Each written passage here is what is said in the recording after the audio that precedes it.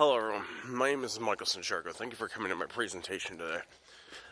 I'm here to talk to you guys today about my experience with autism and how I got into being a sole proprietor and working for myself as my solution to employment.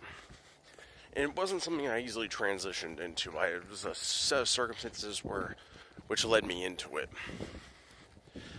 And what I learned in that experience is that this is stuff that can be taught. This is stuff that you can assist people in learning to do for themselves. You can transition them into it. But I didn't go through any sort of planned transition and stuff. To give you some background about me, though, where I come from is before I got into doing any of this, I worked at Target for about 10 years. My job coach at the time, exiting high school, had great relationships with Target, and that was the first job he was able to get me, and that's where I sort of floundered and stayed for almost a decade. And it's a far cry from what I do today. What I do today, and to keep it short and a summary, what I do is I provide I work in what they call AirNet space, but what I do is I do about 3 different things. I work in photography, I work in social media, content creation and management. That's the title that has the biggest name to it. And then I have website design. So I go around as a sole proprietor offering any of those 3 services to people who need them, people who are willing to pay for those services.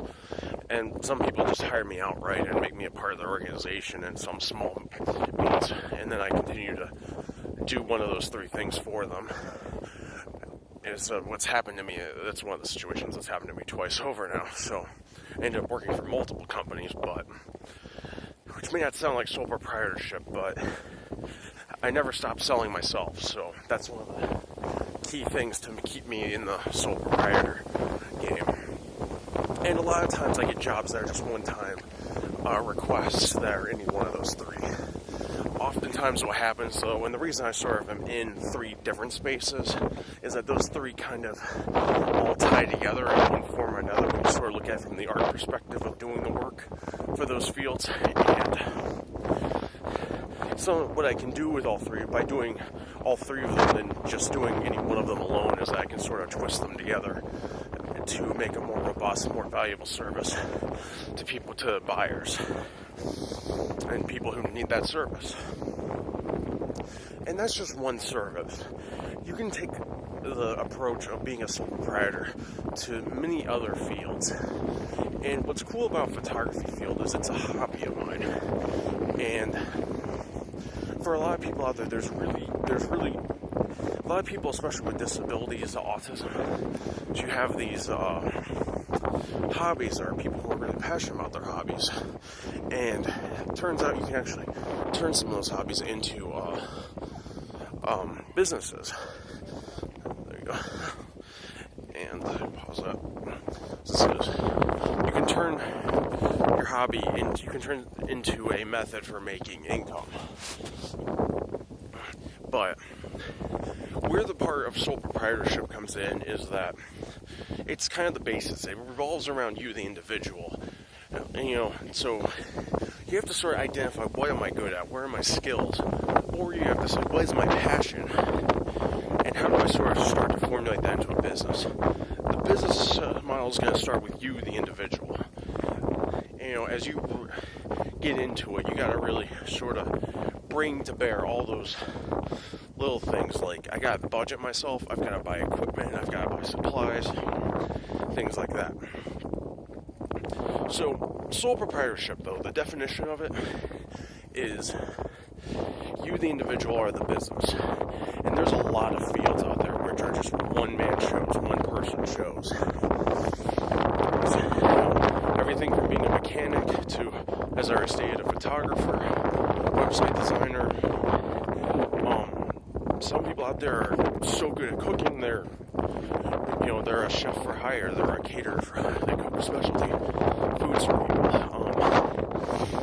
The list of things you can do by yourself as an individual out there is, it's more than I can list. So, but I'll name the few simple ones there to help you wrap your head around the concept.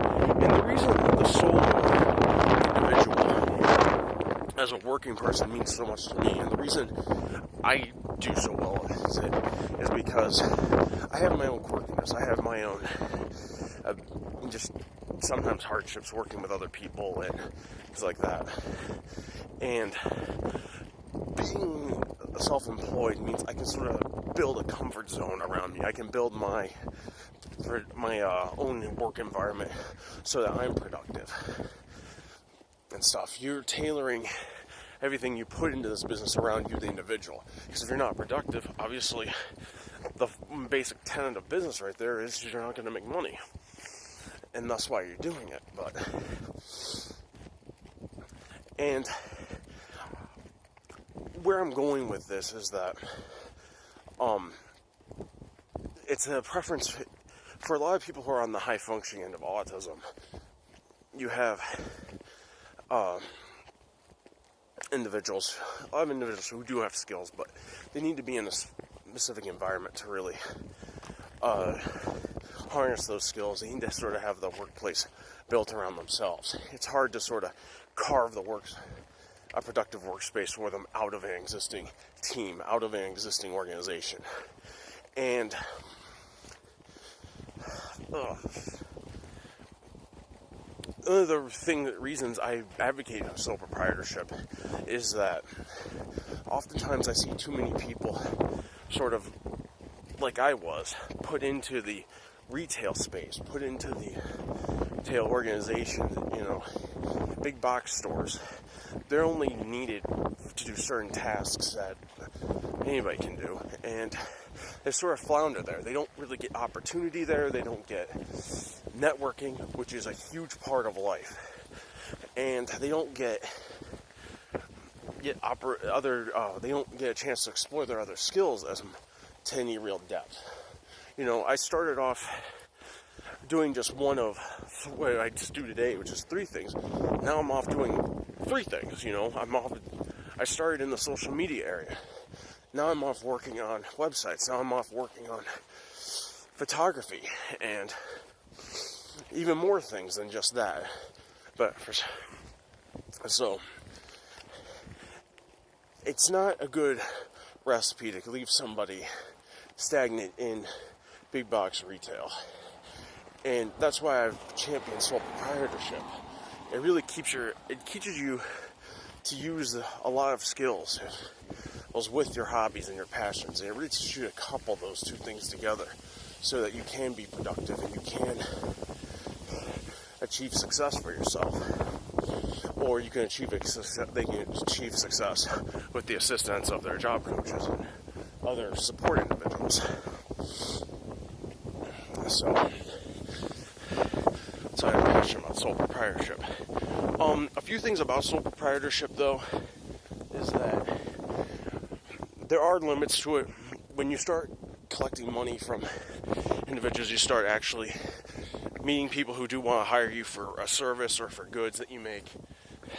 There are certain tax limits, but when you get started with it, everything goes through you. You, the entity, you, the individual, are the business. You can have fun with it, though. You can go out there and go, okay, this is going to be get into the arts of it. And you can make up logos, you can make up names, you can make up stuff to put out there to really spread the word that you're open for business and to show off what you do. The advertising part of it can be really fun, especially on social media. It's very common for people to run an Instagram account saying, hey, we're finishing up our job here at so-and-so's place or for such and such client. And then just like for lawn mowing people, I always tell them, take really great pictures of all the lawns of the best lawns that you mow and stuff. It's a great sales tactic.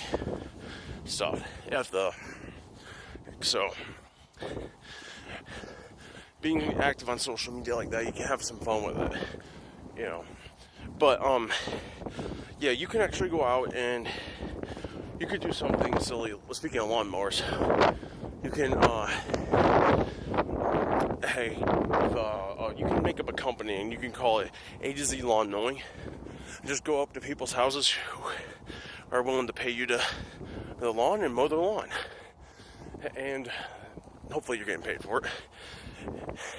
And A to Z Lawn Mowing is run by you, the individual who's riding the lawnmower. However, and this is one of my more sillier examples, that's a trademark name is what I was trying to get to. That's a name there's no real protection for it or anything like that. But you can go around with that name. And however, there is a funny example of this too. Your name could be Michelle, and you could be running a lawn mowing service called Joe's Lawn Mowing Service. I don't know why I do that, but everything goes through Michelle. All licenses, permits, taxes, etc. That are necessary in order to do the business. So, being a sole proprietor is a great starting ground. You can have a lot of fun with it. Everything's well within your reach as the employee and employer of yourself. And you can really use that to get a feel for it. What your capabilities are, what your passions are. Really see where your most profitable passions are. One of the things about running a business, whether it's a business of a dozen people, or it's in a big organization or organization, you gotta look at what's making your money. Budgeting skills become the biggest thing you're coupling with your passion in sole proprietorship. And you learn to think about your passions in terms of money. Some passionate activities may make more money than others. And that's where you probably want to focus most of your time. So, I've learned that I like sitting from a computer in my house and stuff. I like being in my environment. I don't like putting on a uniform every day and stuff to do my work. And I'm sure there's a lot of other people who do that as well. But if we were focused on internet space, how do you become a sole proprietor there's a lot of sources of freelance work out there. Facebook, used mostly for socializing, can actually be a place to sell and pursue business leads. Do that all the time. LinkedIn, another place to find customers, pursue business leads, and advertise yourself. Craigslist, and been around for 20 years. You can find freelance work on there all the time. And a place like that can get you started on internet work, photography work. There's all kinds of jobs listed there. There's other sites like Upwork and Fiverr, which are major places as well to find independent work. Typically in the writing, into the computer writing areas, to photography, coding, etc. So, that's sole proprietorship. I think that's how you can sort of get started at it. It's a great, and you can use those websites to really get your feet wet if you want to be in sort of the website area space. There's other websites tailored to other talents, trees such as cooking, baking, being a chef, other things for lawn, examples I've thrown out there for lawn mowing. So, you can find, wow, fingers actually getting cold. There's all kinds of other websites out there that can direct you into freelance work. And from freelance work, you can probably start to build your ground base of your customer base. You start to find you'll start with one-time jobs, but then from there you might have people who like you enough that you'll network you into other jobs. I'm going to probably take a few minutes to tell you my story of how I got into this, because that's been one of the major things that's kept me going and kept me expanding over the last couple of years. Has been, not only do I work my hardest for people, but just people who know my story, know who I am. They've spread the word themselves to their friends who need the same services, and the same things done for their business. And I've been hired, for one-time gigs.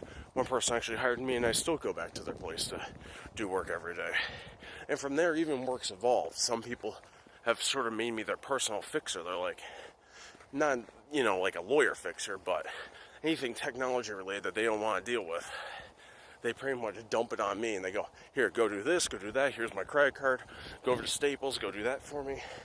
In fact, you know what, here, I'm just going to write you down a whole list. You go do all that.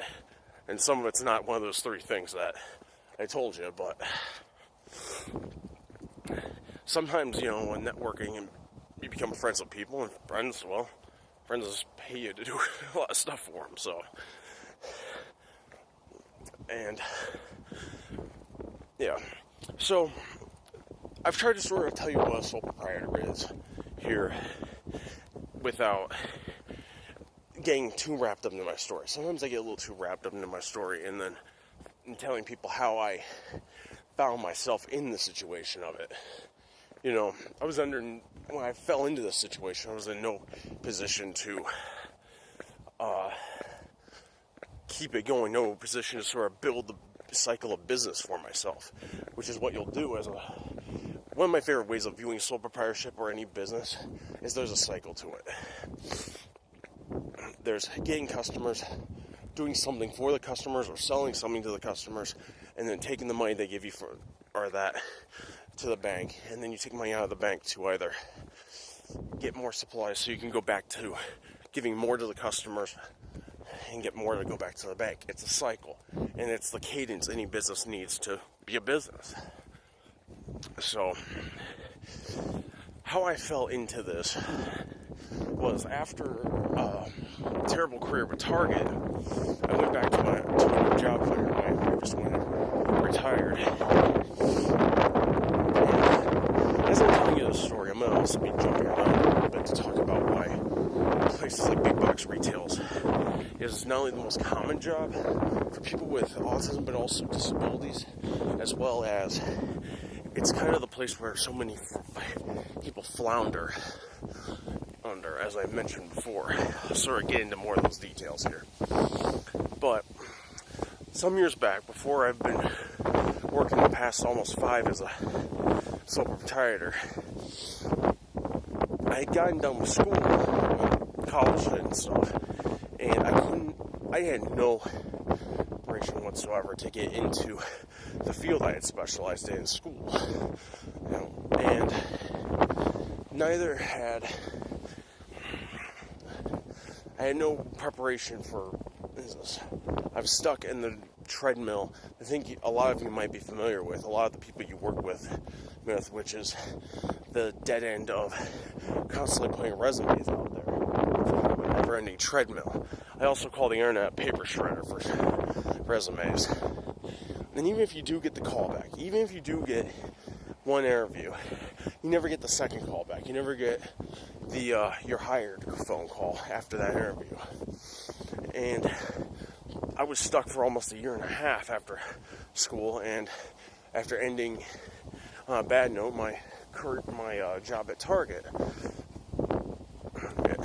I was stuck in my parents' basement just doing that cycle I said. And I was going back to my job coach, and I was hoping college would have taken me away from my job coach level, but wasn't making it. He got coached by an individual, we'll call him Steve, who's starting a company. And I'm going to also, there's a third point to this story as well. This Steve guy's going to sell my job coach on a concept called an all-autism workplace, a company all run by people with autism. I've started hearing about other sort of community initiatives to build a workplace, or a workplace comes to town and they say, we'll hire people with autism to staff this company or to staff this. And well, I went through one of them, and it didn't end up so well. But this guy named Steve comes to my job coach, and I've been going back and forth with my job coach trying to get myself off the treadmill of nowhere to nowhere. Well, job applications to nowhere, specific there.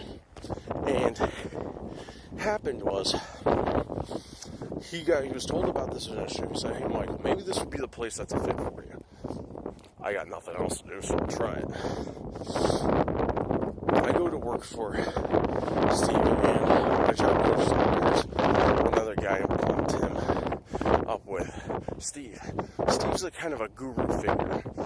And I call him a guru figure because he was a specialist in the advertising industry. He spent years, or his whole career thus far, working with the advertising agencies out of Detroit and doing stuff for the automotive companies. Honda, GM, Ford, etc. Big names, guy who was experienced with dealing with the big stuff and knew the industry from the ground floor job to the top job. And he wanted to start a company. He wanted to do advertising for smaller companies, and he felt that people with autism could staff it.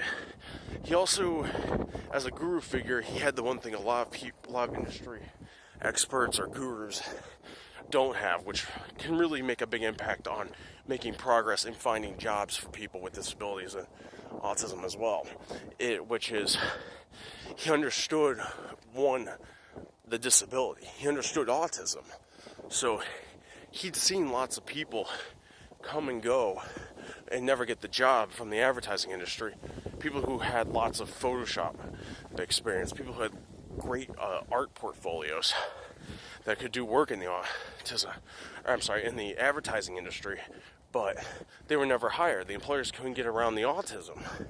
He had more experience than others, so that's why he said, "All right, I'm gonna go tap into this untapped workforce," and he started doing that by approaching my job coach that I had at the time. So as timing would have it, or serendipity would have it, I met this guy, and I thought this was a great thing.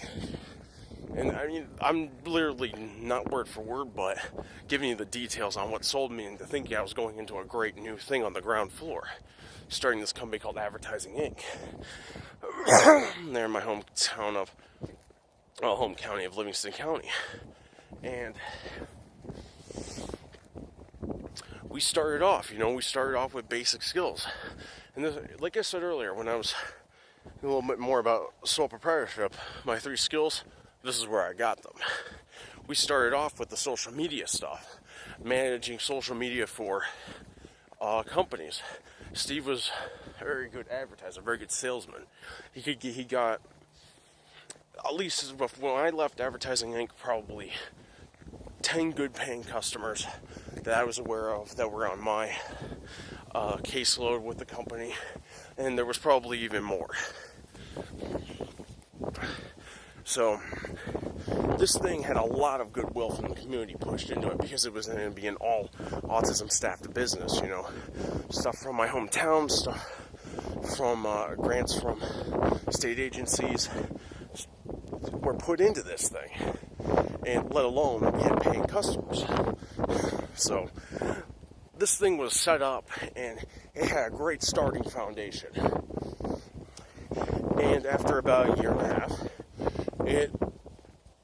you can tell where this is going. It was managed into the ground. Me and Tim were getting paid regularly out of the start, but then,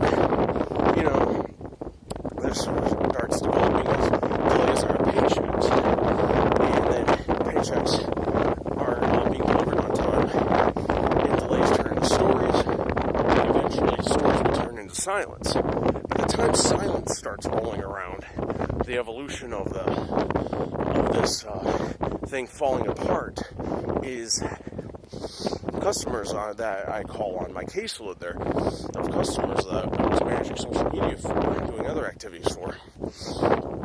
Someone started asking, "Where's Steve? What's going on?"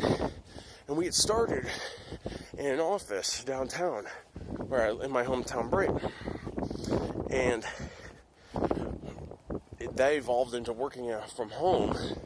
And anytime you start a business, let me pause for a second. I gotta say, things will evolve. You may not start where you physically started. You may change offices a few times. You may change your work environment a little bit. So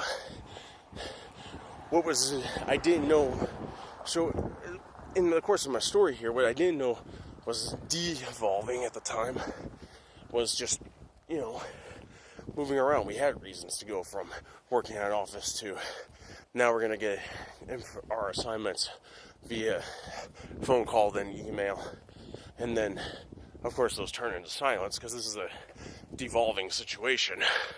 So Steve eventually starts disappearing on both Tim and me. Tim jumps ship before I do. And then about a month's time later, I have to cut all ties with Steve as well. It's too much. And customers are asking me where Steve is, what's going on. And I'm in the situation where I had exposure to 10 good clients, and some of them were jumping ship as well. One of them was a little more talkative to me. He's still my friend today. His name's Tony. He runs Simply Fresh Market out in Livingston County. And he's the one who really started pushing me in that direction of a sole proprietor. He started pushing some of his... He's a guy who built his own company from the ground up. He got into anything and everything to make his company more profitable, anything to make... He got into it all, like from the equipment to the hiring of people. He did everything from inch by inch, built it up, and when he ran into the need for social media management, he came to a local company, and he's very involved in the community. That's one big aspect here, and that's how I met him. And Tony, as I was sort of calling on him as a customer for Advertising Inc., he started, I guess you could say he was badgering me or telling me, hey, why don't you do some of this on your own? Because at a certain point he starts getting angry with Steve and completely says, I'm done with Steve. Why don't you do this for me? I'll pay you. He makes that transition. Doesn't have to. Steve's ripped him off. It's been a long series of questions of him asking me where stuff is that Steve promised Steve didn't deliver on. And he's asking me, why don't I do it? And he believed in me. He didn't have to believe in me. This company's ripping you off, and here you are giving an employee of that company a chance. And instead of giving him a chance, he's coaching me to be a business person on my own. He's giving me coaching nobody else has ever given me. And that's what I try and sort of pass on to people when I do these presentations and stuff. Because from Steve, I sort of got an insight on how I could use those 3 things I learned to make a business, to sell them, to make an income for myself. And once I sort of became a vendor or a consultant for Tony and his business, there was other people I still had a little bit of contact with at the time, and they were still in communication with me, and they came up to me and asked me, can you recommend somewhere else for us to go? Well, Tony had already sort of turned my gears a little bit, and I said, well, I could do that for you. Why don't I do that? And they said, sure, we want you to manage our website. So I took over their website design for them, and have, for the last several years, been doing many things for them. And this is not just working on their website, but now I have a second customer in the story, and a third one came around saying, we gotta cut ties with the Steve guy. There's some stuff that came to the knowledge that we're not happy with in our arrangement with him, and would you like to, we still need somebody to do this work for us. I said, I'll do it. And I got a third customer. By the time I got my third one, really my mind was set on how I can be a business. I can do those 3 things as a business, and I can be the one making the money, not Steve. So I went after more of the 10, but I can only get the 3. And from the 3, they've recommended me to other businesses. They've recommended their friends come to me, and so on. So in that instance, I became a sole proprietor, and I've been running with it ever since over the last couple of years. And it has opened doors and opportunity for me that, I'm doing things I like sailing. I go out and I sail with people. people, and I work for captains on boats during the summer on our Great Lakes here. I mean, no, there's no sailor or fisherman in me at all, or in my background, but guy knew a guy, and hey, I went on and did stuff with him. That's the short answer of it. So, like I said, I do a lot more than just the 3 things that I do. So, the thing I want to tell people about all autism employed places that say they want to do all autism is that they have to be carefully managed. It's too easy, in my mind, for a very slick salesman to say, and to come onto the community and say, hey, I want to solve a community need, or provide a community-based solution, and it's too easy for them to just sell that. There needs to be some structure of follow-up. There needs to be a close eye kept on such programs, because it's too easy for people to be hired and paid low wage and sort of be fulfilling a business need for a company, but at the same time not getting paid adequately. And it's easy for them to sort of be put into a position where they think they're doing everything right, but in reality things aren't right, and they need a second eye on that too. From there, I'm going to break it off.